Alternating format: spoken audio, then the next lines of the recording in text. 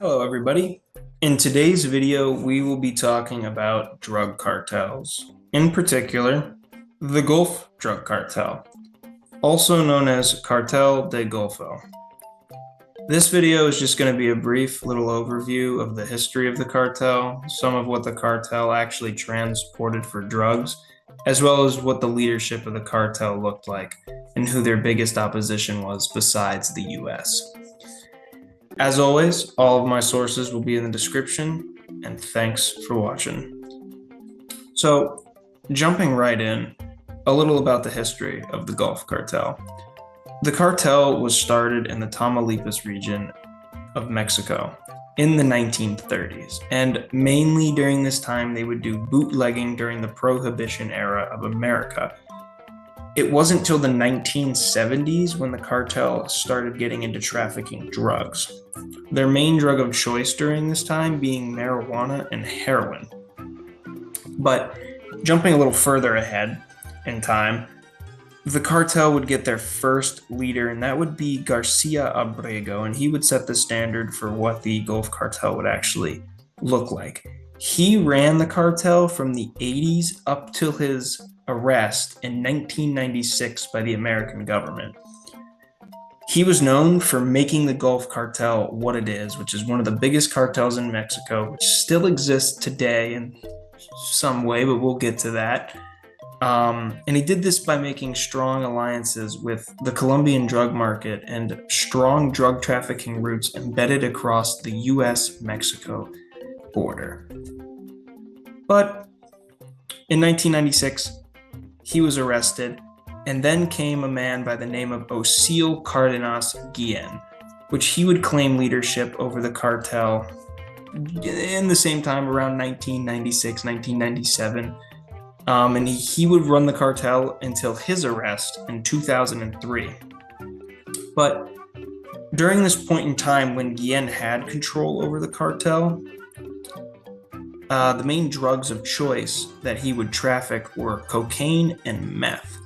While the cartel also still dabbled in trafficking marijuana, they also trafficked humans, committed frequent fuel theft, and engaged in extortion. But their real claim to fame was just how much cocaine they trafficked through America during the short time Guillen was the leader. It was reported that they smuggled over 2,000 kilograms in 3 months of Guillen's rule, making over $41 million in revenue. Now, most of that 2,000 kilograms of drugs that were smuggled in were seized, but the money from the smuggled drugs ended up making its way back down to Mexico, unfortunately fueling the cartel for more trafficking runs in the future. Which brings me to the routes that the cartel would use and how far their smuggled goods would actually make it in America. The furthest the cartel's drugs have ever made it was New York, and the vast majority of smuggled drugs from the Gulf Cartel would just end up in Texas or Georgia. The way the cartel got these drugs in was by utilizing the Gulf of Mexico, hence their name, the Gulf Cartel. They would utilize the water and go through the southernmost tip of Texas, as the Tamaulipas region of Mexico was right up against it. Now, the cartel does have control over the entirety of the Gulf of Mexico, but they don't truly own the Gulf.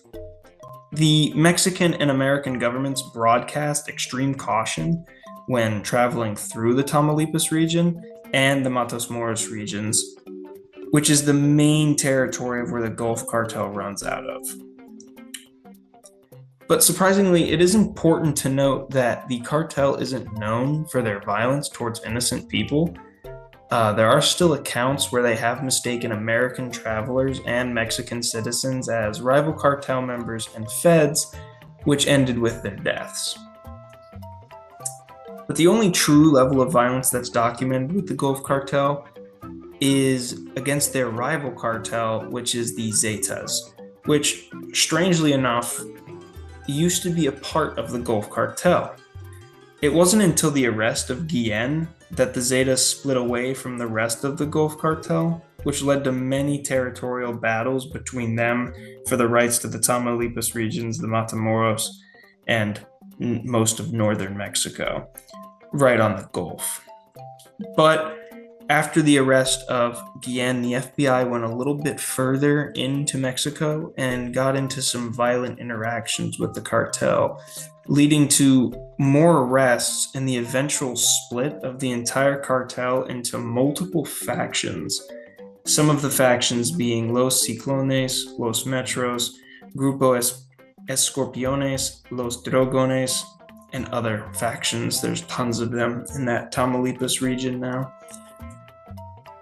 But now looking at the modern day, the FBI has made great strides against this cartel, making a bunch of arrests of potential cartel leaders trying to rise up from these multiple factions, as well as using the help of the DEA to seize drugs coming in from the remnants of what used to be the Gulf Cartel.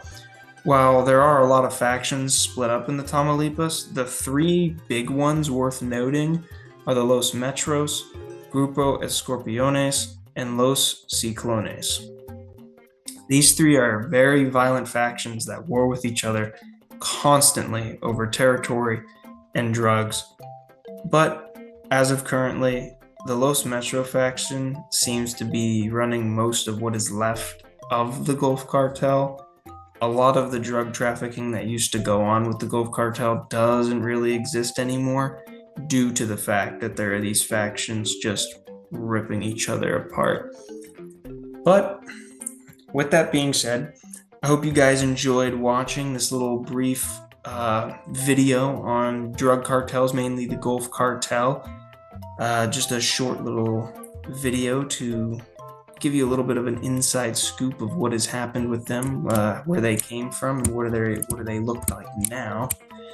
But with that, I hope you guys enjoyed, and I will see you in the next one.